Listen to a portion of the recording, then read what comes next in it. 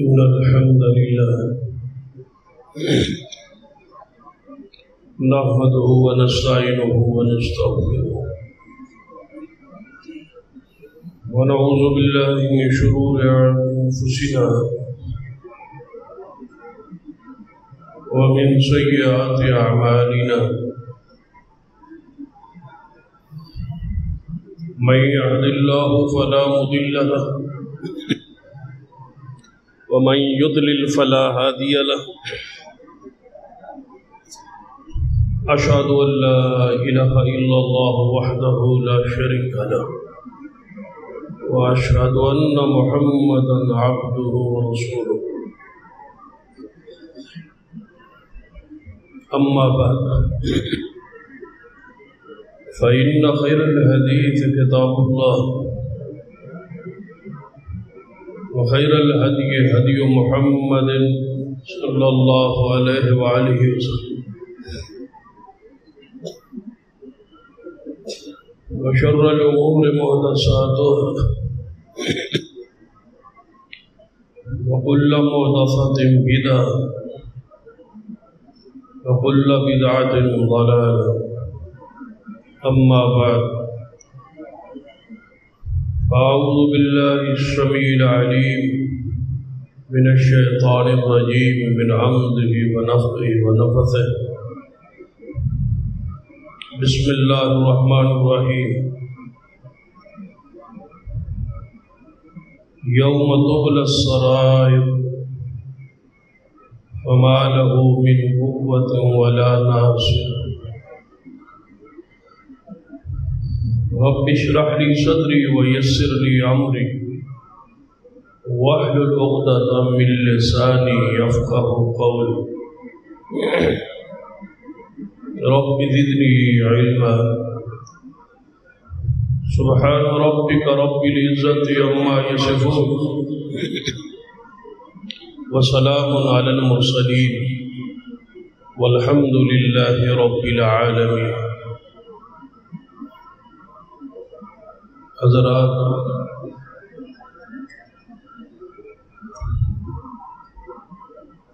قیامت والے دن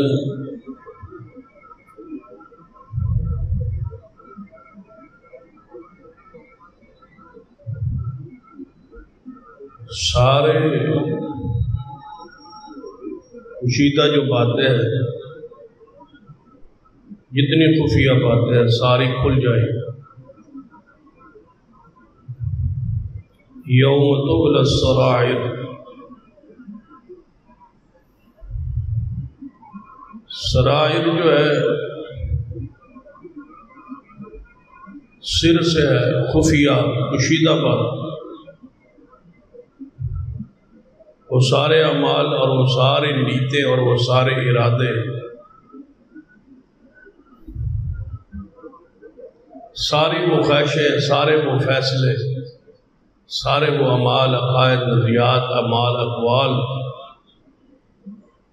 جو بندے کے علاوہ کوئی نہیں جانتا، رب جانتا ہے یا اس کا بندہ جانتا ہے. قیامت والے دن وہ ساری چیزیں کھل جائے. وہ پوشیدہ رازوں کو کھولنے والا دن ہے. یوم تبلی السرائر،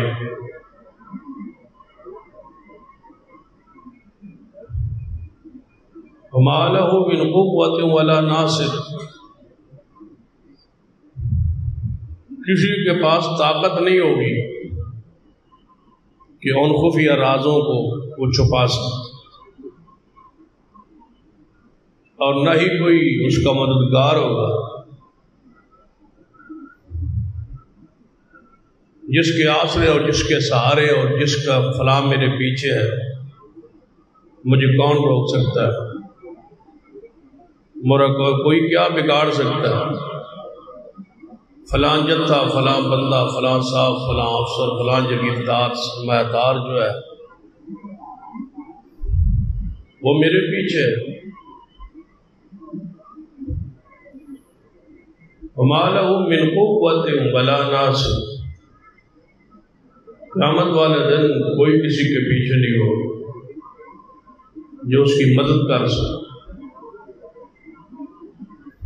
نہ طاقت ہو، وہ اعمال چھپے رہے، زہر نہ ہو، وہ راز جو بندہ جو کچھ کرتا رہا خفیہ طور پر، چھپ کے، پوشیدہ طور پر، تو والدین سے چھپے رہے، قوم سے چھپے رہے، جماعت سے چھپے رہے، دوستوں سے چھپے رہے، جو کچھ خفیہ پلاننگ سوچتے رہے اور کرتے رہے، ارادے و نیت، عقائد میں، اعمال میں، کردار میں، یوم تبلی السرائر، وہ سب کچھ زہر ہو گیا۔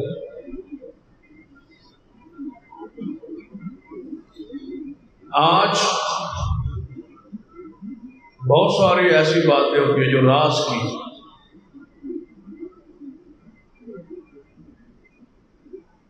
دوستوں سے ہم وہ راز شیئر کرتے ہیں،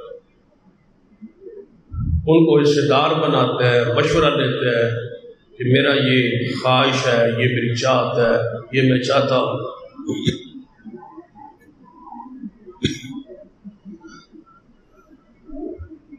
اور کچھ راز ایسے ہوتے ہیں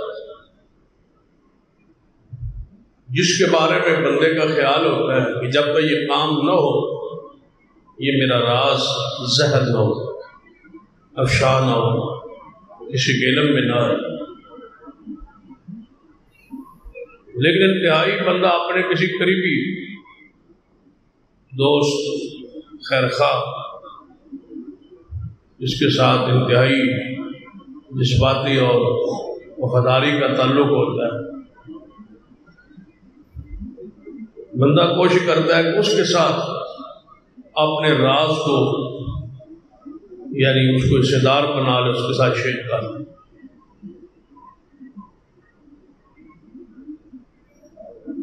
اب وہ راز نہ رہا،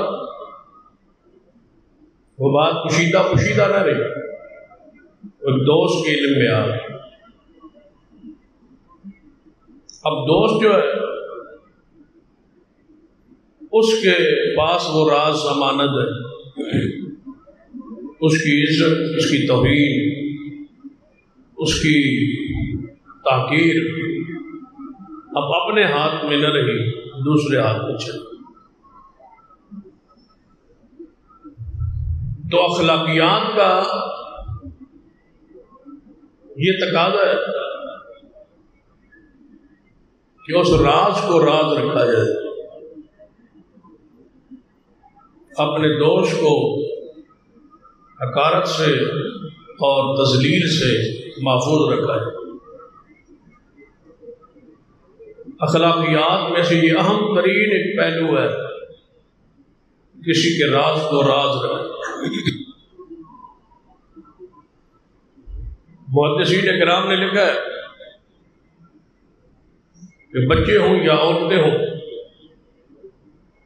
یا وہ کمزور مرد جن میں صبر کی قلت اور برداشت کی قلت ہوتی ہے، وہ راز کو راز نہیں رہتے، وہ دوسروں کے ساتھ اس راز کو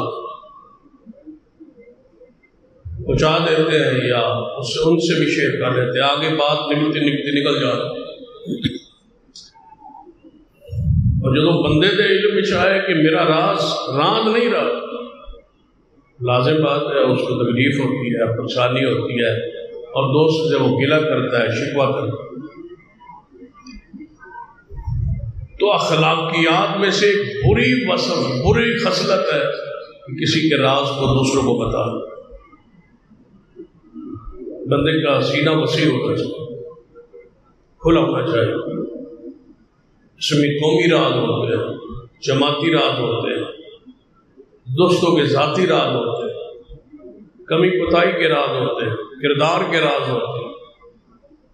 تو ایک چیز کو اپنے سینے میں چھپا کے رکھنا، یہ اخلاقیات کا اعلیٰ ترین وصف ہے۔ نبی علیہ السلام نے فرمایا قیامت والے دن سب سے وزنی چیز اللہ کی عدالت میں، اللہ کی میزان ترازو میں حسن اخلاق۔ بد اخلاقی کی یہ بدترین مثال ہے، کسی دوست کے راز کو آپ باہر بتا دیں۔ اس پر شرعی نصوص موجود ہے، اس کے مواقع پر، انجام پر، اور اس کی پوری تفصیل و توضیح میں آیات الہیہ اور حدیث موجود۔ سیدنا عبداللہ ابن عباس رضی اللہ تعالیٰ عنہ عمر اندر چھوٹے سے، لیکن علم کی یہ وجہ تھی، علم کی یہ گہرائی تھی کہ آپ سیدنا عمر فاروق رضی اللہ تعالیٰ عنہ کی اعلیٰ ترین جو شورا تھی، جو انتہائی رازدان لوگ تھے، جن کی مشاورت سے ملک چلاتے تھے، ان لوگوں میں ابن عباس کو بٹھاتے تھے۔ سیدنا عبداللہ ابن عباس رضی اللہ تعالیٰ عنہما، تو آپ کو آپ کے باپ عباس، جو نبی علیہ السلام نے چچا جان بلایا اور فرمایا بیٹا آپ کو ایک خاص مقام نصیب ہو گیا تھوڑی عمر میں، آپ اعلیٰ منصب پہ پہنچ گئے، امیر المومنین کے دست راست بن گئے، امیر المومنین کے انتہائی قریبی ہو گئے، اور اہم ترین جو رازوں کی مجالس ہیں جس میں قومی راز ہیں، اور اس مجلس کے آپ رکن بن گئے، امیر عمر آپ پر اعتماد کرتے، امیر المومنین آپ کو اپنے پاس اور قریب بٹھاتے۔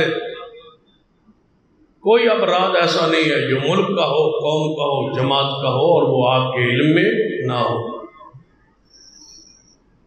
تو بیٹا ایک نصیحت کرنا چاہوں گا، فرما جو حکمران کے وقت کے امیر کے قریب ہو جائے، اس کے پاس لوگوں کے بھی راز ہوتے ہیں، اور بندہ اور قربت حاصل کرنے کے لیے، اور قریب ہونے کے لیے، اور بندہ اس کے ساتھ محبت عقیدت جتلانے کے لیے بندوں کے راز بیان کرنا شروع کر دیتا،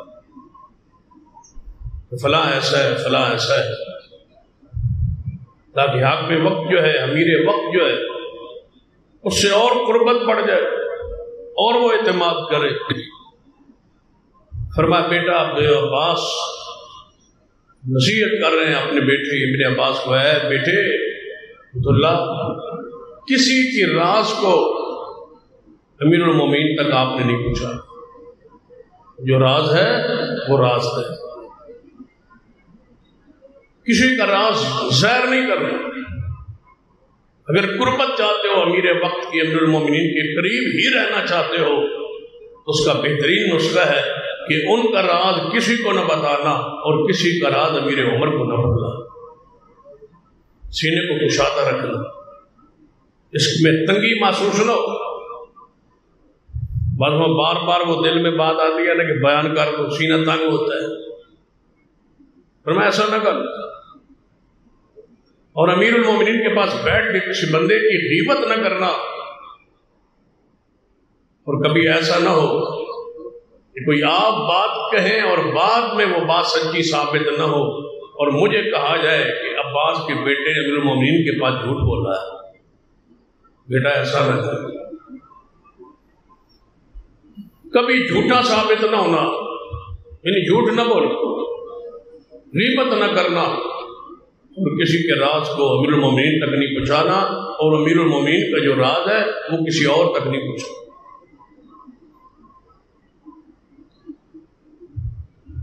کچھ باتیں خاص کی ہوتی ہیں جو عام بندوں سے نہیں کی جاتی، وہ بھی راز کے اندر داخل و شامل ہے۔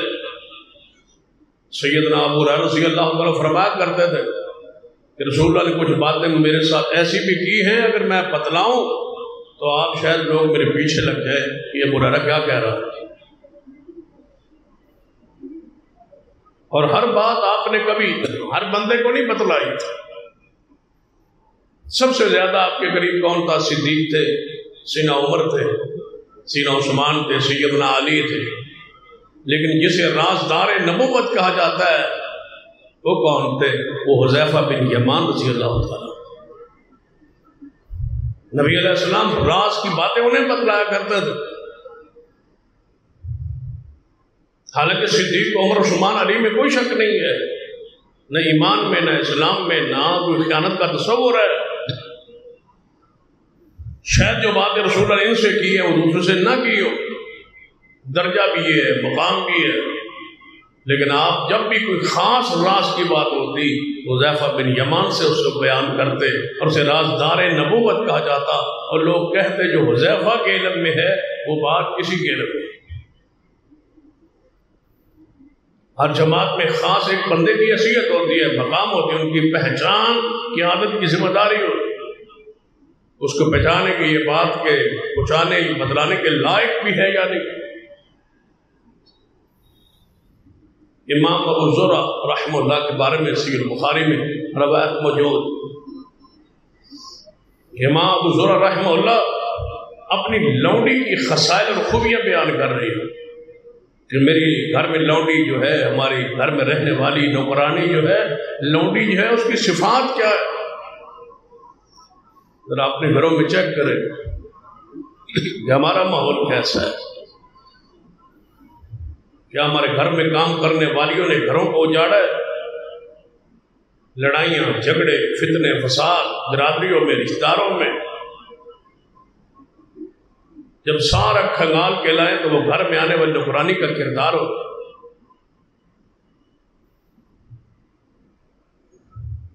یا ایک ادارے میں یا ایک بہت سارے لوگ ایسے ہوتے جو یہ کردار ادا کرتے۔ دیکھیے امام زرع رحمہ اللہ فرماتے ہیں ہمارے جو گھر کی لونڈی ہے، نوکرانی ہے، اس کا یہ وصف ہے کہ گھر کی بات وہ باہر نہیں کرتی۔ ایک ہی نوکرانی کئی گھروں میں کام کرتی، اس کا کردار کیا ہے؟ یہاں کی باتیں دوسرے گھر میں، دوسرے کی تیسرے گھر میں، ایک ہی رشتہ داروں کے گھروں میں کام کرتی، ایک برادری کے گھروں میں لڑا چھوڑ۔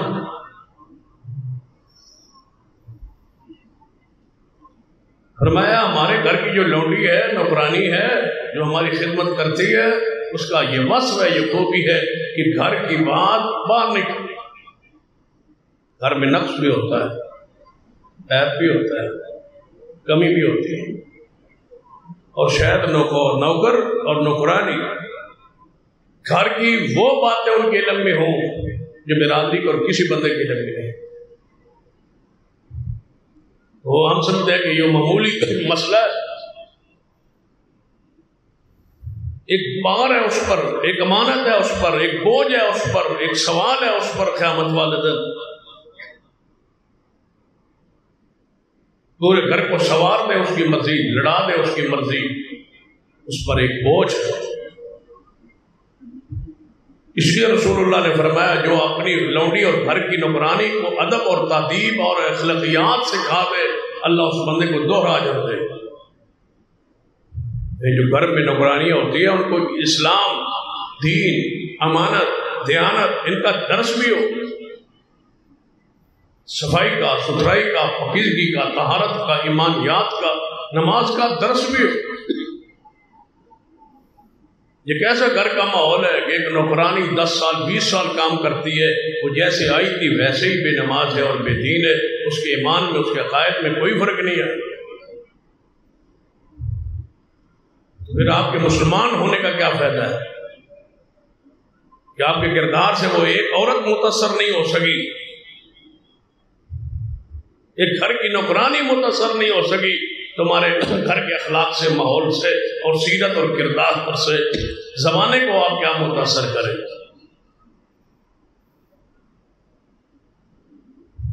اور پھر ان سے بات اور چھیڑ لو اور پوچھ لو آپ کے گھر کی حالت کیفیت، ایک ایک بات وہ بتلا دیں۔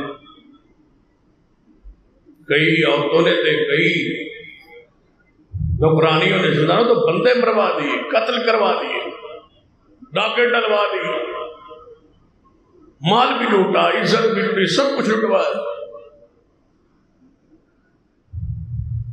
وہ ہماری کمزوری ہے کہ ہم ان کو اپنے کردار سے متاثر نہیں کر پائے.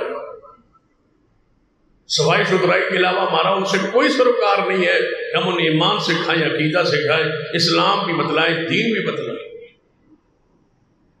رسول اللہ کے گھر کا ماحول اتنا پخیدہ تھا کہ آپ پھر ان کو تادیب، ادب، احترام سکھاتے. آپ کے گھر کی بات بتلاؤ. سیدنا انس رضی اللہ تعالی یہ رسول اللہ کے غلام ہے، خدمتگار ہے، خدمتگار ہیں حضور. غلام کا معنی خدمت کے معنی، خدمتگار ہے. اور 10 سال حضور کی خدمت میں رہے اور مفت میں آئے ہیں صرف حضور کی خدمت کے. آپ کی ماں نے وقف کیا تھا، یا رسول اللہ آپ کا بیٹا تو ہے نہیں، تو آپ کے کام کرتا رہے. میں نے دوسرا نکاح کر لیا ہے اور میں اپنے شوہر کے معاملات میں، گھریلو معاملات میں مصروف ہو جاؤں گی، اس کی تربیت پر اثر پڑے گا، بہتر ہے کہ آپ کی خدمت میں وقف ہو جائے. انس بن مالک رضی اللہ تعالیٰ عنہ حضور کی خدمت میں 10 سال رہے. ایک تو مشہور حدیث ہے نا جو آپ نے اکثر سنی ہے کہ رسول اللہ صلی اللہ علیہ وسلم کے بعد میں 10 سال رہا، حضور نے کبھی مجھے اف بھی نہیں کی. وہ تو حدیث ہے، اس میں تو کوئی شک. انس بن مالک رضی اللہ خود حدیث کے راوی ہے. بات ہے رسول اللہ صلی اللہ علیہ وسلم کے گھر سے میں نکلا، باہر بچوں کے ساتھ میں کھیل رہا، کھیل کود میں بچوں کے ساتھ مصروف تھا کہ رسول اللہ مجھے تلاش کرتے کرتے رہا. آپ نے مجھے آواز دی، میں بچوں سے نکل کے حضور کے پاس آیا. حضور نے مجھے کوئی کام کہا، میں اس کام پہ چلا. اس سے پہلے میں اپنے حضور کے گھر سے فارغ ہو چکا تھا، کام کاج کر کے فارغ ہو کے چھٹی لے کے اپنے گھر جا رہا تھا. راستے میں کھیلنے لگ گیا تو پھر حضور تشریف لائے اور مجھے کام گئی. تو گھر لیٹ سے تاخیر سے پہنچے تو مجھے ماں نے پوچھا انس لیٹ آئے.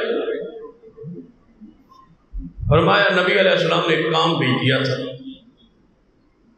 جو روٹین ہے چھٹی کی آنے کی، اس سے تاخیر ہو گئی، میں نکل آیا. پھر حضور تشریف لائے تو انہوں نے مجھے کام بھیجا. تو ماں نے پوچھا کدھر کام بھیجا تھا؟ کون سا کام تھا جہاں حضور نے بھیجا؟ کچھ عورتوں کی کھود لگانے کی آپ علم میں عادت بھی ہوتی ہے. پوچھ رہی ہے یا رسول اللہ وہ ہے انس کہاں بھیجا حضور نے؟ کون سا کام؟ پھر یاد آیا اور آپ ادھر چلے گئے. جواب سنی حضرت انس انہا سے ہو اما جی وہ حضور کا راز ہے، وہ حضور کا راز ہے. کدھر بھیجا تھا، کس کام کے لیے بھیجا تھا، کدھر بھیجا تھا، وہ میرے محبوب کا راز ہے اور میں محبوب کا راز کسی کو نہیں بتلاتا. پوچھنے والی کون ہے؟ ماں. راز کس کا ہے؟ رسول اللہ. یہ ہے وہ تربیت. ہمارے اندر کب چینج آئے گی، کب تبدیلی آئے گی؟ گھروں میں خطبہ کے بعد جو اثرات نہیں ہوتے اس کی وجہ کیا؟ ان وجوہات پہ بھی ہم غور کریں. صرف خطبے کو بیان کرنا اور سننا اور سنانا فریضے کے طور پر نہ لے، رسم کے طور پر نہ لے.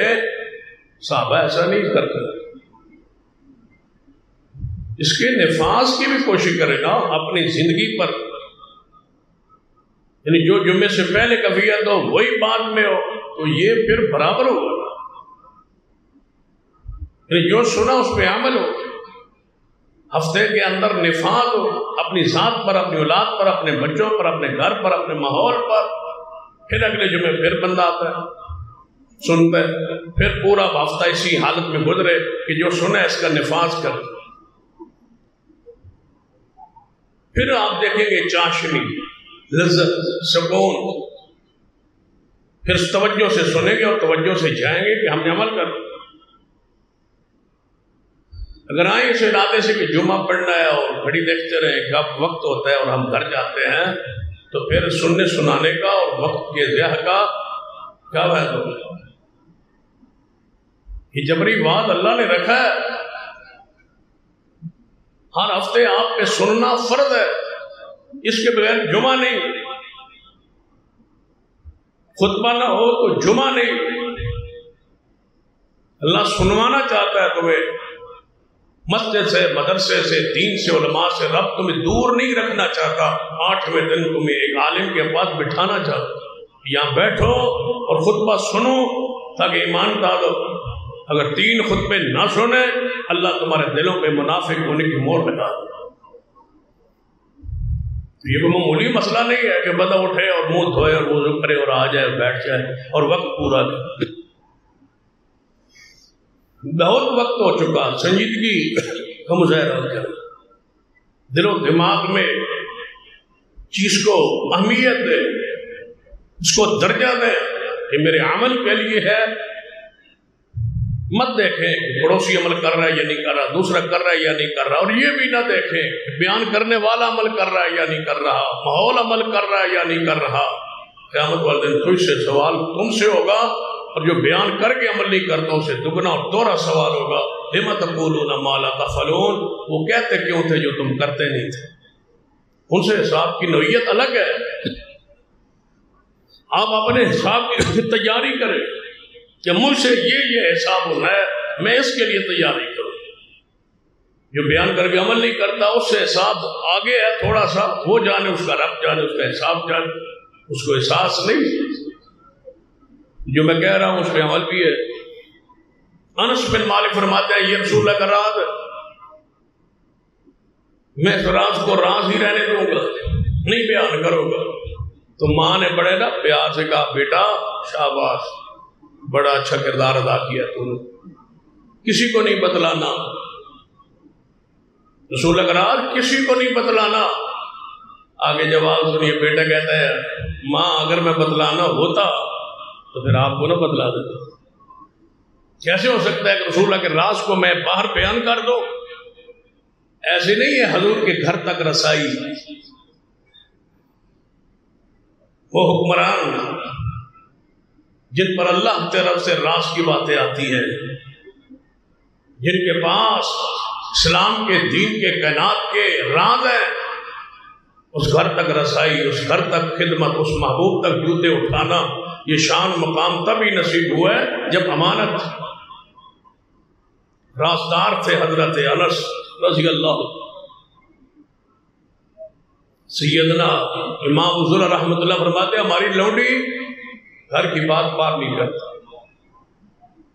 اور اس کا دوسرا وصف یہ ہے کہ کھانے کی گھر چیز پڑی ہو وہ کھاتی نہیں، لے جاتی نہیں، خرچ نہیں کرتی جب تک اجازت نہ۔ ہمارے جو گھر کی لونڈی ہے، تیسرا اس کا وصف یہ ہے کہ گھر میں کوڑا جمع نہیں ہونے دیتے، صفائی کا پورا خیال رکھتے۔ اصل ڈیوٹی ذمہ داری تو اس کی یہ ہے کہ کوڑا صاف کرے، صفائی کا انتظام کرے، یہ اس کی اصل ہے، یہ اس کی ذمہ داری ہے، یہ اس کا فرید ہے، اس کا وہ معاوضہ لیتی ہے۔ لیکن دو اس کے اضافی وصف ہے کہ کھانے کی کوئی چیز بغیر اجازت کی لیتی نہیں اور گھر کی بات باہر بتلاتی۔ یہ نہیں ہے کہ اصل ڈیوٹی کوئی نہ دے اور صرف راز نہیں پھرے کہ میں راز نہیں بتلاتا، جو ذمہ داری ہے اصل وہ پورا نہ کرے۔ فرمایا اصل ذمہ داری پوری کرتی ہے، اضافی اوصاف یہ ہے، خوبی یہ ہے، راز ہوتا ہے۔ سب سے بری خصلت ہے کسی کے راز کو بتا دے، تو پھر قسمہ چکی جانا، میں نہیں دسیا کسی اور ہی پاسوں پتہ لگ گیا ہو، اور تو روئی آ گئی ہو، بتایا اس نے آپ کو ہے، پھر اور کون سا ذریعہ ہے؟ یا تو وہ کہے نا کہ میں نے 2-3 بندوں کے ساتھ یہ بات کی ہے، جب وہ کہتا ہے بس صرف تیرے سے بات ہوئی ہے، تو پھر تو ہی بتلانے والا ہے نا، تیرا سینہ تنگ ہوا ہے نا۔ کاش ہم قرآن حدیث کو اس کا مطالعہ کرتے اور پڑھتے۔ سیدنا عمر رضی اللہ عنہ کی بیٹی حفصہ ہے ام المومنین رضی اللہ تعالی، ان کے شوہر فوت شہید ہو گئے غزوہ بدر، اور یہ بیوہ ہو۔ جب یہ بیوہ ہونے کے بعد عدت گزری تو سیدنا عمر رضی اللہ تعالیٰ نے سوچا بیٹی جوان ہے اور بیوہ ہو گئی ہے، اس کی دوسری شادی کر. تو آپ نے اپنے خیال میں سیدنا عثمان کے انتخاب کیا کہ میں یہ رشتہ کہتا ہوں دیتا ہوں کس کو؟ عثمان کو، جس کا اپنی بیٹی ہے. سیدنا عثمان رضی اللہ تعالیٰ کے پاس آئے اور یہ راز کی بات، گھر کی بات سیدنا عثمان سے کہی. کیا عثمان، میں چاہتا ہوں کہ اپنی بیٹی حفصہ کا نکاح تجھ سے کر لوں. اس دور میں اس کو برا سمجھا جاتا ہے. ہمارا دور ہے، ہمارا معاشرہ ہے، ہماری قوم کا جو رواج ہے کہ بیٹی والا خود رشتہ پیش کرے، اس کو برا سمجھا جاتا ہے. لوگ برا کیوں سمجھتے ہیں؟ اس کی وجوہات ہے. جب شریعت کی میزان میں ہم ایسے اقوال کو، ایسے جملوں کو، ایسے اعمال کو، ایسے رسوم کو، رواج کو پرکھتے تو دل اڑتا ہے کہ یہ بات نہیں ہونی چاہیے. لیکن جب اس کا رد عمل دیکھتے ہیں، وجوہات دیکھتے ہیں، تو بہت ساری چیزیں ایسی ہوتی ہے کہ باوجود حق کے بھی، باوجود سچ کے بھی خاموشی اختیار کرنا پڑتا ہے. مثلا شریعت میں کوئی پابندی نہیں کہ بیٹی والا اپنی بیٹی کسی کے سامنے پیش کرے، رشتہ پیش کرے، یہ میری بیٹی ہے، آپ اسے نکاح کر لیں، اسے شادی کر لیں. کوئی جرم نہیں ہے، گناہ نہیں ہے، سنت ہے، اجر ہے، صحابہ سے ایسا ثابت ہے. لیکن ہمارا جو معاشرہ ہے اس میں یہ ہے وہ نقص کیوں بن گیا؟ جب رشتہ آپ نے دے دیا، دینے کے بعد وہ گھر کا ماحول جب بھڑکا، لڑائی ہوئی، تو پھر آپ دیکھنے آپ کے ساتھ کیا ہوتا ہے. اصل کوئی منگیا سی، تسی آپ آئے سو تے آپ دیتا سی، آپ پیش کیتا سی، اس ویلے ایڈے چال آپ دے بنا آئے سو، اصل منگیا ہی اصل منگنا چاہتا ہی نہیں سی، لینا چاہتا ہی نہیں سی. شروع ہو گئی لڑائی. پھر یا اس بچی کو بار بار تانا، اصل نہیں سی منگیا، تیرے ابے نے آپ دیتا سی، تیرے برات تیرے تو تنگ سن، تیرا باپ تیرے تو تنگ سی، انہیں دے دیتا، زبردستی سنوں دیتا ہے، آپ منتا کر کے دیتا ہے. یعنی معاشرہ ہمارا جس طرف جائے آگ ہی آگ ہے، اندھیر ہی اندھیر ہے، بد اخلاقی بد اخلاقی. رشتہ جڑ گیا، وہ میاں بیوی بن گئے، اولادیں ہو گئی، ایک خاندان، ایک خون بن گیا. اس کے باوجود بھی تانے جاری جیسے دشمن ہے، تانوں کا سلسلہ جاری ہے، لڑائی کا سلسلہ جاری، وہ اس کے ماں باپ کو، وہ اس کے ماں باپ کو. اندھیر نگری ہے پورے گھر میں، جہالت کا ماحول ہے، کفر کا جس طرح ماحول ہوتا ہے ایسا ماحول ہے. اخلاقیات کی کوئی پرواہ نہیں ہے. اسلام دین شریعت میں مسلمان ہوں، نمازیں ہوں، نہیں، ساری نمازیں بھی مسجد میں رہ جاتی ہیں، یہاں سے گالی شروع ہوتی ہے. اللہ کی پناہ ہے. کاش اسلام ہم اپنے گھروں میں داخل کرتے، اپنے وجود میں داخل کرتے، اپنے ماحول میں داخل کرتے. فرمایا عثمان، میں چاہتا ہوں کہ میں اپنی بیٹی حفصہ کا تجھ سے نکاح کروں. سیدنا عثمان رضی اللہ عنہ فرمایا ٹھیک ہے، مشورہ کرتے ہیں، سوچتے ہیں. سیدنا عمر فرماتے ہیں 2 دن 4 دن گزرے، میں نے پوچھا عثمان سے، اشارہ کیا، بابو آپ سے ایک بات کی تھی. فرمایا میرا کوئی پروگرام نہیں ہے. انہوں نے صاف جواب دے دیا کہ فی الحال میرا دوسری شادی کا پروگرام نہیں ہے، میں نہیں کرنا چاہتا. فرماتے ہیں دکھ ہوا، رنج ہوا مجھے کہ میں عمر نے اپنی بیٹی عثمان کو پیش کیا ہے اور نکاح دیا ہے، پیغام دیا ہے، اور انہوں نے رد کر. تکلیف تو ہوئی، لیکن میں خاموش ہو گیا. اور کچھ دنوں بعد میں نے یہی بات صدیق سے کہی، ابو بکر رضی اللہ. کیا ابو بکر رضی اللہ، میں چاہتا ہوں کہ میری بیٹی حفصہ جو ہے وہ بیوہ ہے، اس کا نکاح آپ سے کر دو. سیدنا صدیق نے فرمایا کہ نہیں، اسی وقت موقع پر کہ ایسا نہیں ہو سکتا۔ فرماتے ہیں پہلے عثمان کا رنگ تو تھا ہی تھا، صدیق پر زیادہ دکھ ہوا کہ انہوں نے ایسا کیوں کیا۔ یہاں تو امید ہی نہیں تھی انکار کی، تعلق اتنا تھا، محبت اتنا تھی، تعلق اجتاری آنا جانا اتنا تھا، یہاں تو امید ہی نہیں تھی انکار کی، جب انکار ہوا تو پریشان ہو گیا۔ فرماتے ہیں اس پریشانی کے عالم میں رسول اللہ کے پاس آئے، یا رسول اللہ صلی اللہ علیہ وسلم، عثمان سے میں نے یہ بات کہی، انہوں نے یہ جواب دیا، پھر صدیق نے اوپر سے میں نے یہ کہا اور انہوں نے یہ جواب دیا، صدیق سے تو امید ہی نہیں۔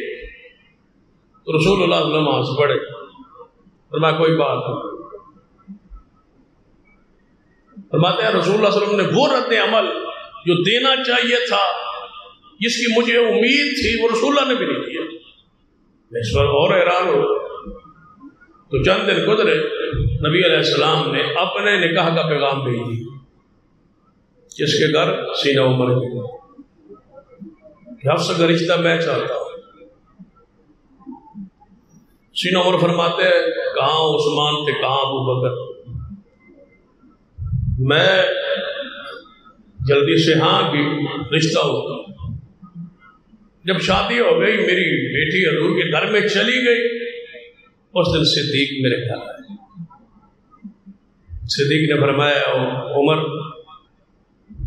آج تو پھر حفصہ ام المومنین بن گئی ہے، میری بھی ماں بن گئی اور آپ کی بھی ماں بن گئی، آپ کی بیٹی ام المومنین بن گئی ہے نا،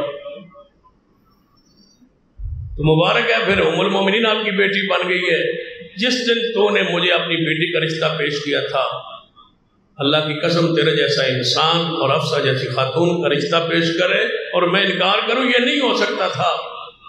مجھے پتا ہے میں نے کیوں انکار کیا، کیوں فوری انکار کیا۔ رسول اللہ مجھ سے آپ کی بیٹی کے رشتہ طلب کرنے کی بات کہہ چکے تھے، حضور فرما چکا۔ حضور نے مجھ سے مشورہ لیا تھا کہ ابو بکر اگر میں عمر کے گھر رشتے کا پیغام بھیجوں آپ کا کیا خیال ہے، لیکن اس بات کو ذرا راز رکھنا۔ صدیق سے کیا فرمایا، اس بات کو راز رکھنا۔ کس نے فرمایا، حضور نے، میں تجھ سے کہہ رہا ہوں، تجھ سے پوچھ رہا ہوں۔ تو میں نے کہہ دیا ٹھیک ہے یا رسول اللہ، مناسب ہے۔ اب حضور کے راز کو بتلا بھی نہیں سکتا تھا اور خود ہاں بھی نہیں کر سکتا تھا، اس لیے کہ میرے پاس محمد مصطفیٰ کا راز تھا۔ یہی راز بل اپنے معاشرے میں لے آئے، ذکر کر کے دیکھے اور پھر دیکھے کہ آپ کے پہنچنے سے پہلے وہاں رشتہ کوئی اور نہ پہنچ جائے۔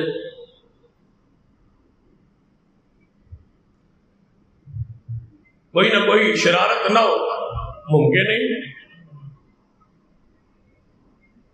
اخلاقیات ہم کب سیکھے؟ اس میں تو اتنی امانت ہے۔ ایک عورت آئی حضور کے پاس، یا رسول اللہ صلی اللہ علیہ وسلم اسی پھر بعد یہ اظہار کرنے اور ساڑھے کو انہوں نے پوچھا تھا ایسی، لیکن اسی تو پھر چوپ رہا ہے، نہ تہاڈی وجہ تو چوپ رہا ہے، فلاں دی وجہ تو چوپ رہا ہے، فلاں دی وجہ تو چوپ رہا ہے۔ حضور کے پاس ایک صحابی ہے، یا رسول اللہ دو صحابی ہیں اور دونوں آپ کے ہیں پیارے، دو میں رشتے دا پیغام بھیجا ہے، میں تہاڈے کول یہ پوچھنا ہی ہے بھائی یا رسول اللہ دونوں چوں میں کس کا انتخاب کروں؟ ایک امیر معاویہ ہے رضی اللہ تعالی عنہ، اور دوسرے صحابی جو ہے نا وہ ابو جام ہے رضی اللہ تعالی عنہ۔ ان دو میں رشتے دا پیغام بھیجا ہے، میں کس کا انتخاب کروں؟ دونوں میں سے آپ کے لیے بہتر کیا ہو رہا ہے؟ قربان جائے مصطفیٰ پر، آپ اخلاق پر، آپ کے کردار پر، آپ کی امانت پر، آپ کی دیانت پر۔ امیر معاویہ کی شان پر حدیث پڑھیں تو آپ حیران ہو جائیں، لیکن حضور کا فرمان، حضور کا کردار، امانت اور دیانت اور راز، نبی علیہ السلام نے فرمایا اگر مجھ سے پوچھتی ہے تو دونوں ٹھیک۔ رشتے کے لحاظ سے میں محمد مصطفیٰ وہی کہوں گا جو اس بیٹی کے حق میں ہوگا، یہ دونوں ٹھیک نہیں۔ امیر معاویہ کے پاس مال دولت پیسہ نہیں ہے تو کیا کرے گی وہاں؟ ابو جام عورتوں پہ سختی کرتا ہے، مارتا ہے، تشدد کرتا ہے، پتہ ہے آپ کو؟ رسول اللہ مجھے علم نہیں ہے، فرمایا میں نہیں کہتا کہ وہاں رشتہ کر، یہ میرا صحابی زید ہے، اس کے ساتھ رشتہ کر، زید بن ثابت، میں آپ کو پیش کرتا ہوں متبادل کے طور پر، یہ صحابی ہے، یہ اخلاق ہے، میں محمد جس کی ضمانت دیتا ہوں، وہاں فقر ہے، تنگ دستی ہے، مال کی کمی ہے، تو مال دولت کی گھر والی ہے، وہاں تیرے لیے مشکل ہوگا۔ اور دوسرا تشدد کرتا ہے، ماروی کی شکایات اس کی آئی ہے۔ میں محمد مصطفیٰ صلی اللہ علیہ وسلم آپ کو یہ امانتاً، یہ مشورہ، یہ راز ہے میرا، ہم کب سمجھیں گے؟ پتہ ہے یہ کتنا بڑا جرم؟ سرور کائنات محمد رسول اللہ صلی اللہ علیہ وسلم نے فرمایا، آپ کی حدیث ہے، مسند احمد وغیرہ میں ہے، سیدنا جابر رضی اللہ تعالیٰ عنہ فرماتے ہیں کہ نبی اکرم صلی اللہ علیہ وسلم زور یا اثر دونوں نمازوں میں سے ایک نماز تھی، رسول اللہ نماز پڑھا رہے، دوران نماز آپ نے، میں نے عجیب منظر دیکھا کہ رسول اللہ صلی اللہ علیہ وسلم نماز میں تھوڑا سا آگے ہوتے ہیں، پھر پیچھے ہوتے ہیں، کبھی آپ ایسے اٹھاتے ہیں، کبھی ہاتھ ایسے اٹھاتے ہیں، جس طرح بندہ کسی سے نماز میں یا معاملات میں عام اور میں الجھ رہا ہوتا ہے، حضور ایسے ایسے ہاتھ کرتے۔ پھر نبی علیہ السلام اچانک اپنے مصلی سے پیچھے ہٹے، جب پیچھے ہٹے نا تو ہم پہلی صف میں جو لوگ تھے ان کے عین پیچھے، وہ بھی تھوڑا سا پیچھے ہوئے ہٹے کہ جیسے پتہ نہیں کیا ہو رہا ہے۔ پھر آپ اپنی جگہ پہ کھڑے ہو گئے، آگے ہو گئے، قابو ہو گئے۔ حضور نے نماز اس حالت میں پڑھائی، سلام پھیرا، ہم نے پوچھا یا رسول اللہ صلی اللہ علیہ وسلم آج معاملہ بالکل روایت کے، روٹین کے بالکل برعکس تھا، یہ کیا ہوا؟ آپ نے فرمایا جب میں نماز پڑھا رہا تھا نا تو میرے سامنے جنت آ گئی، اور جنت کے بڑے مناظر اور جنت کی رونقیں اور جنت کی جناب خوشبوئیں اور جنت کے پھل میرے سامنے آ گئے۔ میں نے دیکھا کہ انگور کا گچھا بالکل میرے قریب، تو میرا خیال آیا کیوں نہ انگوروں کا گچھا توڑ لوں اور توڑ کے پھر تمہیں دوں، اور اگر میرے صحابہ میں وہ توڑنے میں کامیاب ہو جاتا نا انگور کا گچھا، سارے آسمان اور زمین والی مخلوق قیامت تک کھاتی رہتی، پھر وہ ختم نہ ہو، اتنا پیارا تھا۔ میرا دل چاہتا میں اس کو توڑوں، اب توڑ کو آپ کو بھیج دوں، لیکن مجھے کہا گیا کہ نہیں، یہ دنیا میں ابھی نہیں دیکھے جا سکتے اور نہیں جائے جا سکتے اور نہیں کھائے جا سکتے، ابھی آپ کی زندگی عمر پاک باقی ہے، صحابہ کی عمر باقی ہے، یہ بعد میں، ابھی نہیں، ابھی ان انگوروں پہ گزارا کرو جو زمین پر ہے، یہ جنت کیا ہے، ان پہ کوئی نہیں دیکھ سکتا اور یہ ان کو کوئی نہیں کھا سکتا، تو وہ پیچھے ہٹا دیے۔ رسول اللہ پھر آپ تھوڑا سا پیچھے ہٹے، پہلے تو ایسے جیسے کوئی چیز توڑ رہے ہیں آپ، وہ تو منظر دیکھ لیا، پھر آپ تھوڑا سا پیچھے ہٹے تھے، آپ نے فرمایا اس وقت میرے سامنے جہنم آ گئی، اس کی آگ، اس کی تپش جب وہ مجھے نظر آئی تو میں تھوڑا سا پیچھے ہٹا، تو پھر میں نے تھوڑا سا آگے جھانکا تو وہ غائب ہو گئی، تو میں نے جب جھانکا نا تو میں نے اس میں عورتوں کی کثرت دیکھی، بہت زیادہ عورتیں چیخ و پکار کر رہی ہے اور وہ جہنم میں زیادہ ہے۔ مرد مجھے بہت تھوڑے نظر آئے، عورتیں بہت زیادہ نظر آئی۔ یا رسول اللہ صلی اللہ علیہ وسلم ان کے جہنم میں جانے کی وجہ؟ فرمایا یہ راز نہیں رکھتی، یہ اپنے مرد کے بھی راز نہیں رکھتی، اپنی ساس کے راز نہیں رکھتی، اپنی ماں کے راز یہ نہیں رکھتی، اپنے باپ کے راز یہ نہیں رکھتی، ان کا سینہ تنگ ہوتا ہے، یہ راز نہیں رکھ سکتی جب تک دوسرے بندے کے ساتھ وہ بیان نہ کریں، بلکہ کہتے کہ یہ ہے تو راز، لیکن کسی کو بتانا تو نہیں، لیکن بتا دیتی، پھر بتا رہی ہے۔ فرمایا جب ان سے کوئی چیز مانگی جائے تو یہ بخیل ہوتی ہے، بخل کرتی ہے، اور جب لینے کی باری آئے تو اصرار کرتی ہیں، اور جب مل جائے تو شکر ادا نہیں کرتی۔ ان کی یہ گناہ، راز کو راز نہ رکھنا، کوئی چیز مانگی جائے ان سے، کوئی ضرورت کی چیز، کوئی استعمال کی چیز، کوئی پڑوسی اور وہ رشتہ دار مانگ لے، بخل سے کام نہیں. آج ہی خراب ہوئی ہے، جو چیز مانگے ان سے نہیں دے سکتے، اور نہ دے ان کو تو پھر اصرار کرتے ہیں میں یہ لے کے رہوں گی، میں یہ لے کے رہوں گی. آخر لے کی رہتی ہے، اور مل جائے تو پھر شکر بھی ادا نہیں کرتے. اس کے جہنم کا ایندھن بننے کا سبب ذریعہ یہ ہے. تو آئے کہ ہم اپنے آپ پر ذرا تھوڑا سا غور کریں کہ ہم خود کہاں کھڑے ہیں. کیا ہم راز کو راز رکھتے ہیں؟ اس کے انجام ہمارے کیا علم میں نہیں ہے؟ اس لیے انجام سے ہم آگاہ نہیں ہے. قرآن پاک کو ہم نے ختم کے لیے، ثواب کے لیے، اجر کے لیے عرب کے 10 نیکیاں لکھ دیا. اس لالچ اور ہرس میں پڑھا ہے، پڑھنا چاہیے. اس ہرس میں بھی باعث برکت ہے، لیکن اصل جو مقصد تھا قرآن کو سمجھا کوشش بھی نہیں کی. یہی لوگ ایسے بیٹھے جو 30 سال 20 سال 10 سال پہلے حالت تھی علم کی، آج بھی وہی. کاروبار میں تجربہ پڑا ہے، عمر پڑی ہے، بال سفید ہو گئے، بچے پڑ گئے، 2 تھے تو آج 5 ہیں، 7 ہیں. علم پوچھو دین کا تو وہی ہے جو 10 سال پہلے تھے.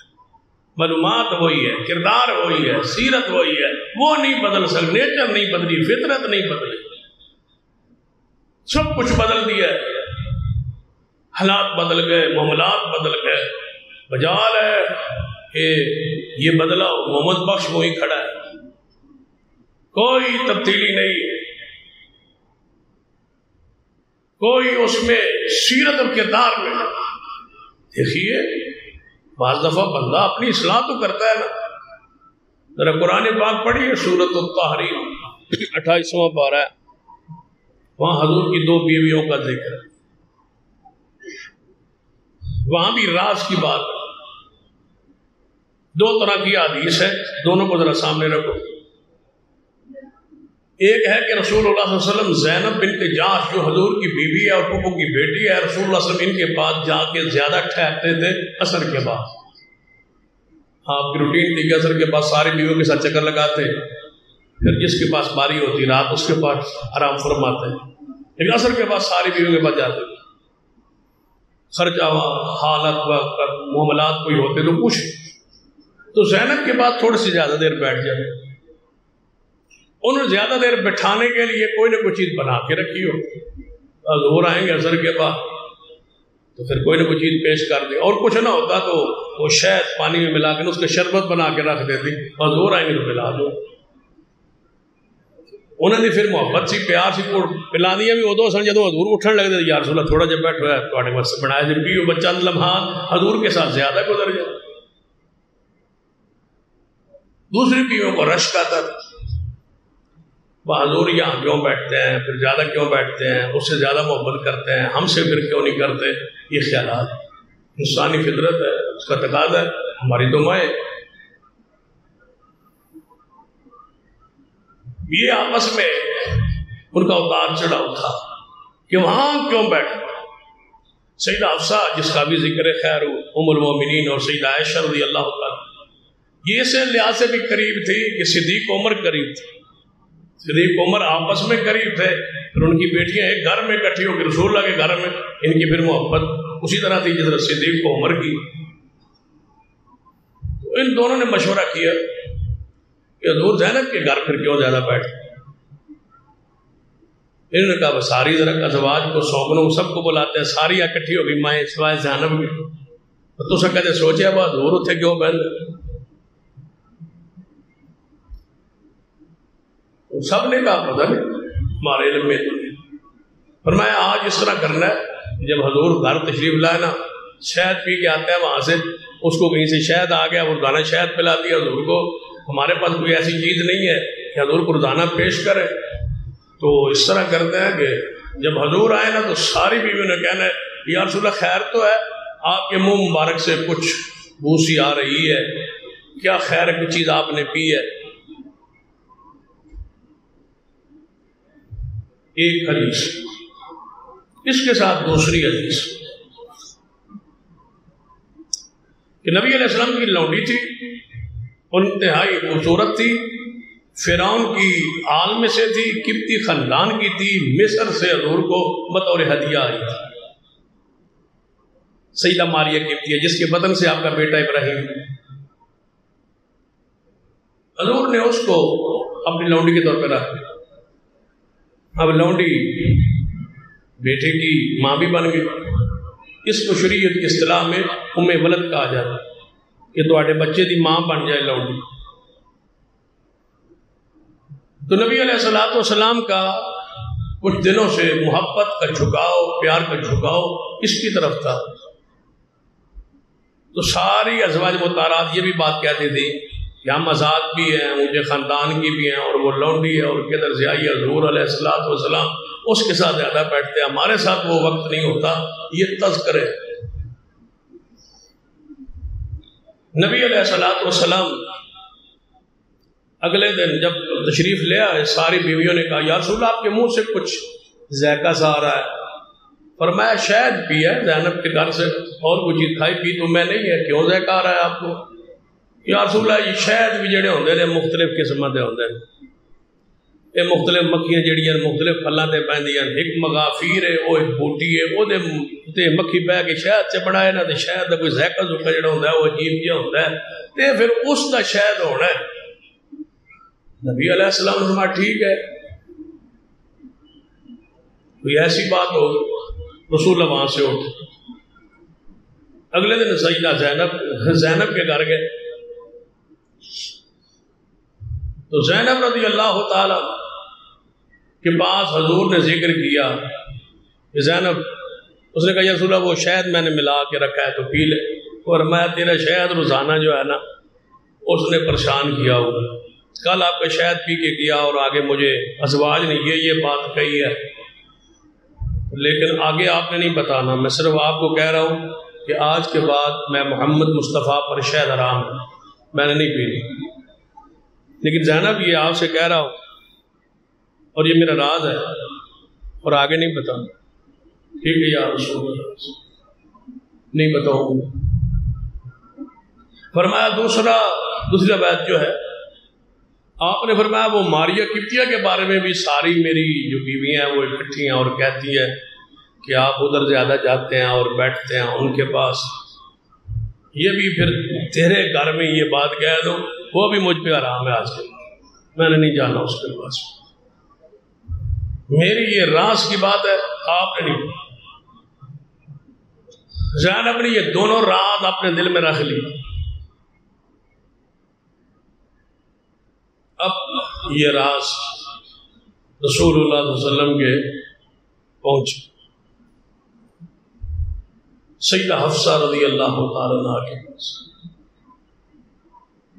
سیدہ حفصہ نے فرمایا عائشہ سے، وہ آپس میں محبت بھی تھی نا، میں آجا پھر کام ہو گئی، کی ہو گیا؟ فرمایا حضور نے ماریہ کو بھی حرام کر دیا اپنے پر، اور حضور نے شہد بھی حرام کر دیا، شہد نہ صرف تو یہ رولا ہی مکا نہ حضور پین گے نہ یہ معاملہ پیش آئے گا، اور ماریہ کو بھی حرام کر دیا ہے۔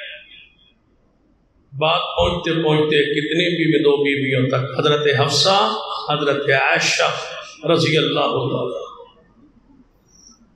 جب حفصہ کو خبر ہوئی تو امی عائشہ کو، تو رسول اللہ صلی اللہ علیہ وسلم نے گزرتے گزرتے بیٹھتے بیٹھتے فرمایا حفصہ بات اپنے تک رکھتے ہیں اور اپنے ذات تک رکھتے ہیں، اور پھر بات یعنی حضور نے ایسا اشارہ فرمایا کہ حفصہ سمجھ بھی جائے اور آگے بات پھر نہ کرے۔ جب پتہ چلا نا تو انہوں نے حفصہ کو بات پتہ لگ گئی، انہوں نے فرمایا حفصہ بات کو راز کے طور پہ رکھتے ہیں، اشارہ کیا حضور نے، واضح نہیں فرمایا، کچھ بات بتائی کچھ نہیں بتلائی، کچھ کہی کچھ نہیں کہی، کچھ چھوڑ دی۔ سیدہ حفصہ نے وہ سیدہ عائشہ سے پوری تفصیل کر، جب پوری تفصیل کی، بات دونوں بیویوں کے درمیان ڈسکس ہونے لگی، بات ہونے لگی، طے ہونے لگی، معاملات آگے بڑھنے لگے، تو پھر سورۃ التحریم کی وہ آیات آئیں۔ سمجھانا یہ چاہتا ہوں پورا واقعہ بیان کر کے کہ کہیں وہ معمولی نہیں مسئلہ، یہ امہات المومنین ہے، مومنوں کی مائیں ہیں، رسول اللہ کی بیوی ہیں، جنت میں حضور کے ساتھی ہیں، بخشی ہوئی ہے، لیکن اس پر بھی تنبیہ ہے، ان پر تنبیہ ہو رہی ہے تو میری اور تمہاری کیا حیثیت ہے کہ ہم لوگوں کو ذلیل کر رسوا کرے، پریشان ان کے راز لوگوں کو بتائے پھر؟ کیا آپ کا کوئی راز نہیں ہے؟ آپ میں کوئی کمی نہیں ہے؟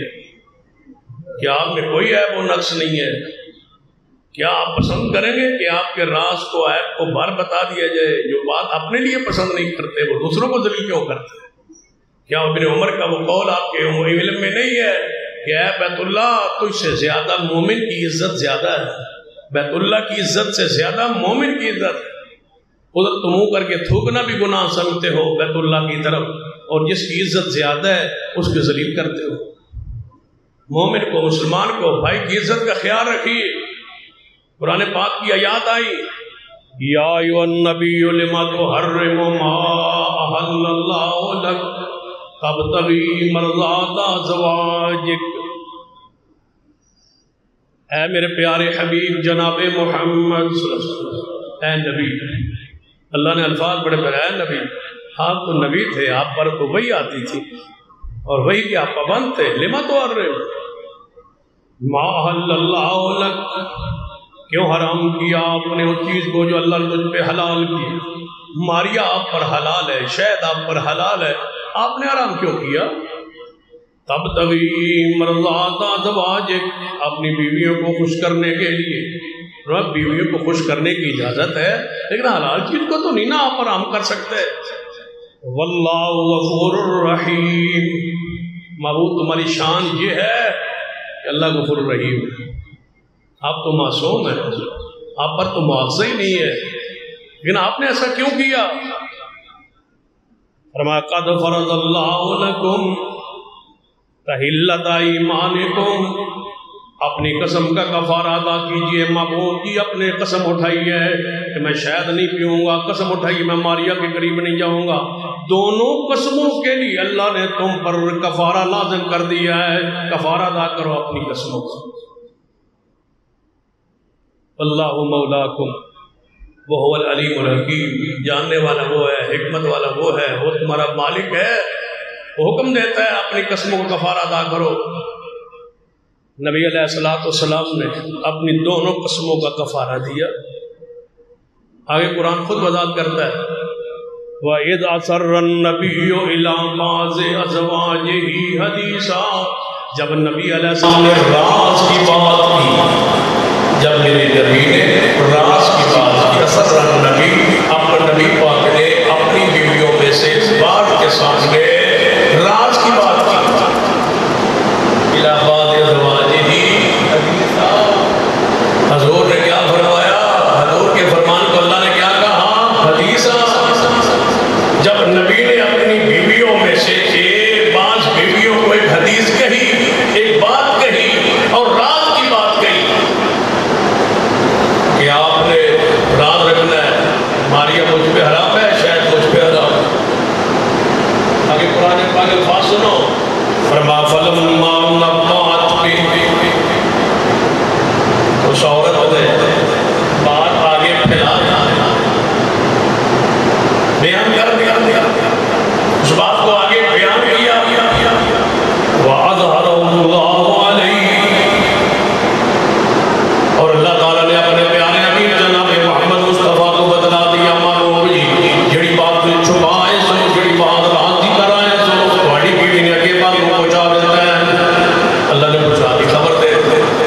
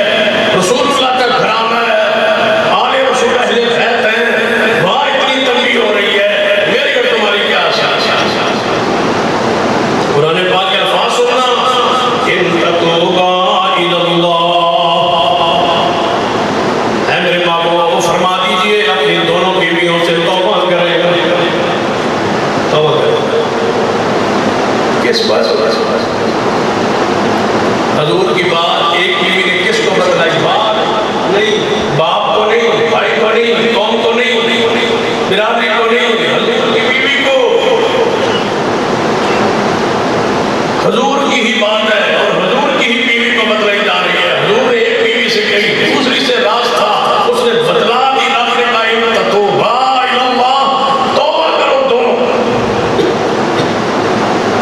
تم دونوں توبہ کرو، فقد صغت قلوبکما، تمہارے دل توبہ پر مائل ہیں، توبہ کریں، تمہارے دل مائل ہو چکے ہیں توبہ کی طرف، اور اعتراف کر لیا جو کچھ تم نے کیا ہے، توبہ کریں، اور اگر تم توبہ وَإِن تَظَاهَرَ عَلَيْهِ،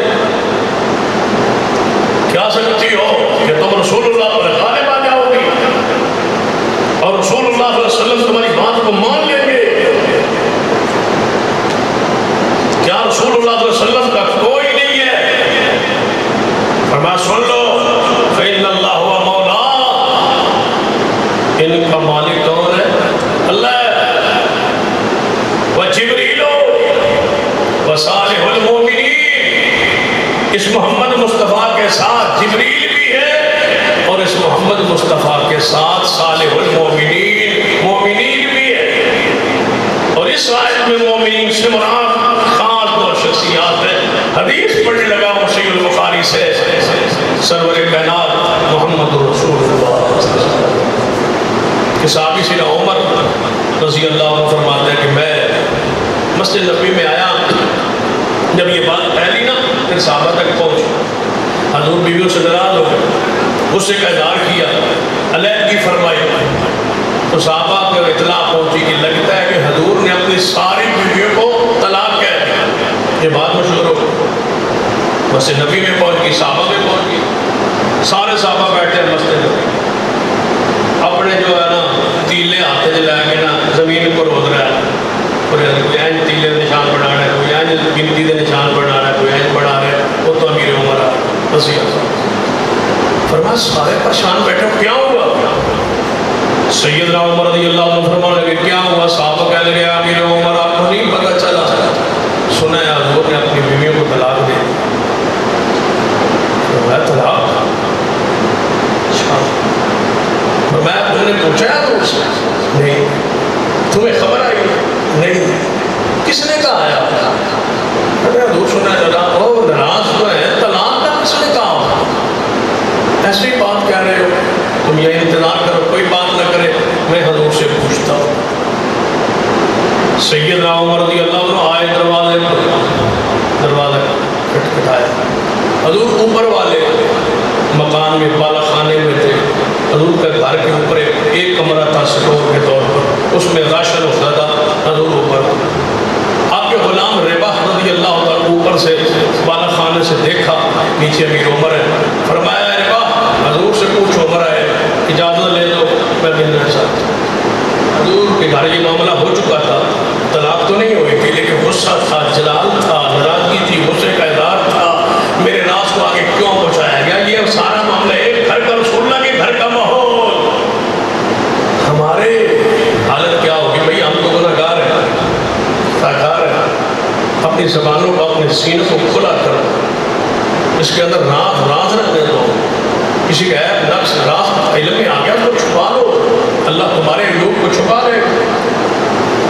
فرمایا میں رسول اللہ سے ملنا چاہتا ہوں۔ سیدنا عمر فرماتے ہیں میں سب سے پہلے داخل ہوا اپنی بیٹی حفصہ کے گھر، اس کو ڈانٹا، وہ نہیں تھی لیکن بیٹی تو تھی، پردے کی آیت ابھی نازل نہیں ہوئی، عائشہ بھی وہ بیٹھی، ان کو بھی غصے کا اظہار کیا۔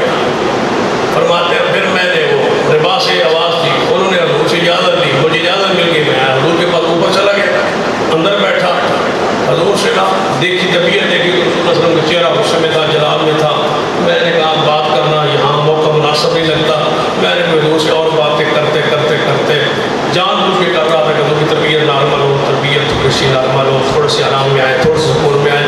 جب میں نے محسوس کیا کہ حضور کچھ ہنسنے لگے ہیں، کچھ پیاری باتیں کرنے لگے ہیں، میں نے فرمایا یا رسول اللہ ایک بات پوچھنا چاہتا ہوں، آپ نے بیوی کو طلاق دے؟ فرمایا نہیں، طلاق تو نہیں۔ فرمایا کیا ہوگا؟ فرمایا یہ مسئلہ ہو۔ فرمایا یا رسول اللہ اگر آپ نے فیصلہ کیا طلاق کا، اور یہ بڑے حوصلے کی بات ہے بھائی، امیر عمر کا قول سنو، صحیح البخاری کی حدیث ہے، سیدنا عمر نے فرمایا یا رسول اللہ اگر آپ نے فیصلہ کر لیا طلاق کا، اس میں بیٹی بھی ہے عمر کی،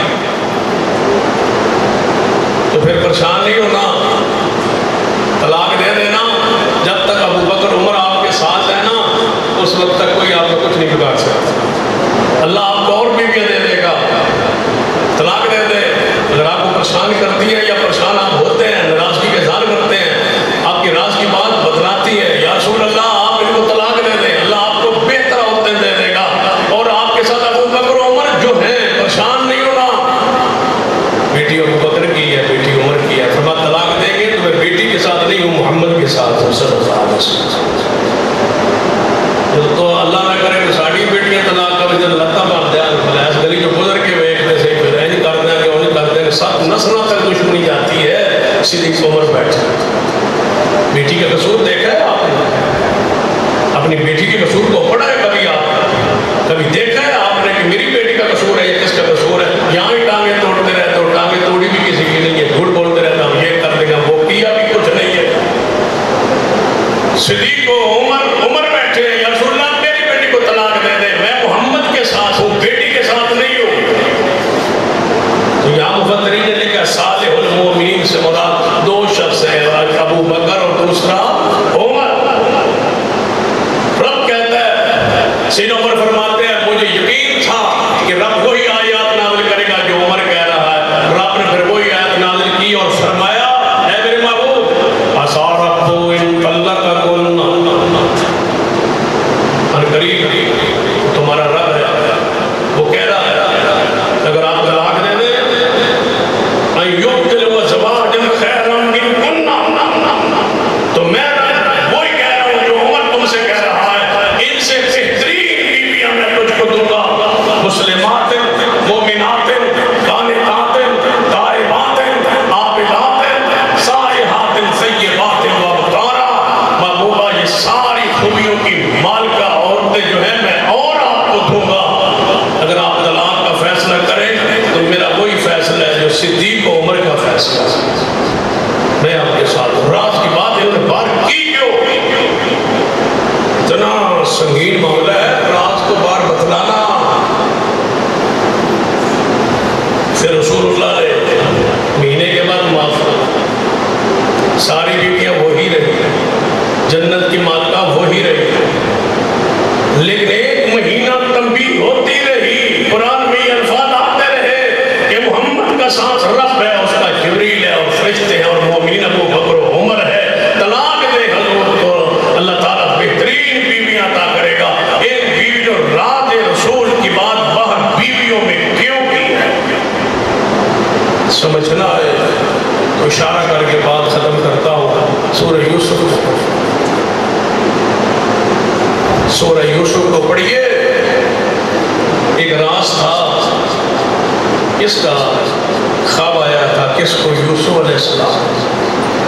یہ 10 ستارے سورج اور چاند مجھے سجدہ کر رہا ہے، اپنے ابا کے پاس آئے تھے، یعقوب علیہ السلام کے پاس، ابا جی یہ مجھے خواب آیا، آپ اس خواب کی تعبیر فرمائے۔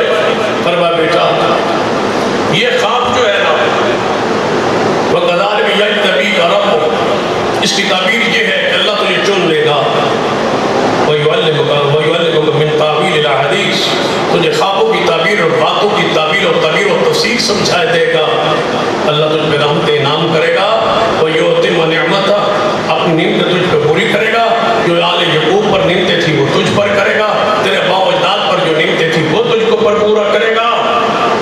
اے بیٹے ایک بات بتلا رہا ہوں، اس کا خیال رکھنا۔ جی ابا جی بتلاؤ۔ یا بنی لا تقصص رؤیاک علی اخوتک، بیٹا ایک راز ہے کہ یہ خواب پورے کا پورا اپنے بھائیوں کو نہیں بتلا۔ یہاں محدثین نے لکھا ہے، ایک حدیث ہے جس میں بات ختم کرنا چاہتا ہوں، اس حدیث کو اپنے پلے باندھ۔ رسول اللہ صلی اللہ علیہ وسلم فرماتے ہیں کہ جب تجھے کسی نعمت کے ملنے کا امکان ہو، آپ کو نوکری ملنی ہے، پیسہ ملنا ہے، کاروبار ملنا ہے، کوئی اور چیز ملنی ہے، آپ کو ملنے کا امکان ہو، تو فرمایا اگر چاہتے ہو کہ اس نعمت تک پہنچنے میں تم کامیاب ہو جاؤ، اس نعمت کو چھپا دو، بیان نہ کرو۔ رسول اللہ صلی اللہ علیہ وسلم کی حدیث استعینوا علی انجاح الحوائج بالکتمان، چھپانے کے ساتھ مدد طلب کرو، چھپاؤ نہ بتلاؤ کسی کو۔ کیوں؟ رسول اللہ صلی اللہ علیہ وسلم فرماتے ہیں ہر نعمت والے پر حسد کرنے والا ضرور ہے۔ حسد کیا جاتا ہے، اس حسد سے بچنے کا ومن شر حاسد اذا حسد، اس سے حسد کے بچنے کا بہترین طریقہ یہ ہے کہ بات کو چھپا دو، بیان ہی نہ کرو، مجھے کل یہ ملنے والا، چھپا دو۔ تو ضروری نہیں ہے کہ جو کہ تمہارے اندر ہے وہ سارا بات نکال دو، چھپا دو اپنی بات، نہ بیان کرو، جھوٹ نہ بولو لیکن بیان بھی نہ کرو۔ یہاں محدثین نے کون بات لکھی ہے تاکہ بات میں تصاعد نہ ہو؟ قرآن پاک کی آیت ہے نا، وَأَمَّا بِنِعْمَةِ رَبِّكَ فَحَدِّثْ، اے محبوب جو تجھ پر نعمت ہو چکی ہے، جو اللہ نے نعمت دی ہے اس کو بیان کرو۔ تو محدثین لکھتے ہیں کہ رسول اللہ کے لیے قرآن کہہ رہا ہے نعمت بیان کرو، حدیث یہ کہہ رہی ہے حضور کی نعمت کو چھپا لو، نہ بیان کرو۔ تو یہ کیا معنی ہے؟ محدثین نے لکھا ہے کہ جو نعمت ہو جائے، مل جائے، اس کو بیان کرو، اور جو نعمت ملنے کا امکان ہو اس کو ابھی تک چھپاؤ۔ ابھی یوسف کو نعمت ملی نہیں تھی، ملنے کا امکان تھا، چنے گا اللہ، تجھے حکومت دے گا، اللہ تجھے نبوت دے گا، سب کچھ بعد میں ملنا تھا، فرمایا چھپا لینا، بھائیوں کے سامنے بیان نہیں۔ یہاں نعمتیں مل چکی تھی، وَأَمَّا بِنِعْمَةِ رَبِّكَ فَحَدِّثْ سے پہلے پڑھو کون سی نعمتیں؟ أَلَمْ يَجِدْكَ يَتِيمًا فَآوَىٰ وَوَجَدَكَ ضَالًّا فَهَدَىٰ وَوَجَدَكَ عَائِلًا فَأَغْنَىٰ فَأَمَّا الْيَتِيمَ فَلَا تَقْهَرْ وَأَمَّا السَّائِلَ فَلَا تَنْهَرْ وَأَمَّا بِنِعْمَةِ رَبِّكَ فَحَدِّثْ۔ اے محبوب، ہم نے آپ کو بیان کیا ہے، آپ یتیم تھے تو جگہ دے دیا ہم نے، تلاشی تھے حق کے تو دے دیا ہم نے، آپ تلاشی تھے، متلاشی تھے، آپ کے پاس مال دولت نہیں تھا، فاغنا ہم نے مال دے دیا، اب مال مل جانے کے بعد کیا کرنا ہے؟ فَأَمَّا الْيَتِيمَ فَلَا تَقْهَرْ، یتیم کو جھڑکنا نہیں، یتیم کو مال دینا ہے۔ آپ یتیم رہے ہیں نا، یتیم کو پھر جھڑکنا، مال دینا، صدقہ دینا، خیرات دینا۔ حضور ہر جملے میں صدقہ خیرات کا ذکر کرتے ہیں کہ نعمت مل جائے تو صدقہ ہے، نعمت مل جائے تو قربانی ہے، اِنَّا أَعْطَيْنَاكَ الْكَوْثَرَ فَصَلِّ لِرَبِّكَ وَانْحَرْ، نعمتیں ملے تو پھر قربانی ہے، پھر صدقہ ہے، خیرات۔ فرمایا بیان کیجئے، اور یہاں فرمایا نعمتوں کو چھپا لیجئے، معصوم بننے سے بچنے سے پہلے، بجائے اس کے کہ آپ معصوم ہو جائے، حاسدین حسد کریں اور آپ کی حسد کی وجہ سے آپ کے آنے والی نعمت رک جائے، اس سے بہتر ہے کہ آپ اپنی اس نعمت کو چھپا لیں، جب زہر ہو جائے تو اللہ کا شکر ادا کریں۔ یہاں لا تقصص رؤیاک علی اخوتک، پھر بیٹے خواب کو بیان نہیں کرنا۔ یہ کس کا راز تھا؟ کس نے کہا تھا؟ یعقوب علیہ السلام نے۔ کس کو کہا تھا؟ یوسف علیہ السلام کو۔ پھر راز نکلا، پھر حسد ہوا، پھر ماتر بھائی آئے، انہوں نے حسد کیا، یوسف کو لے گئے کنویں میں ڈالا، پھر وہاں سے نکالے گئے، مصر میں بکے، پھر جیلوں میں گئے۔ یہ ہے وہ ایک نعمت، ایک وہ راز جس کو بتایا تو پھر پوری سورہ یوسف پڑھے۔ قرآن کو کبھی اس رنگ اور انداز سے بھی پڑھنا سیکھیے کہ ہمیں کون سی معاشرتی برائی سے قرآن روک رہا ہے، حدیث روک رہی ہے، اور ہماری اصلاح کریے۔ واقعات اسی لیے ہم نے ان کو واقعات کے طور پہ لیا، سبق کے طور پہ نہیں لیا۔ اللہ مجھے اور آپ کو توفیق عطا فرمائے۔ اقول قولی ھذا واستغفر اللہ لی ولکم ولسائر المسلمین۔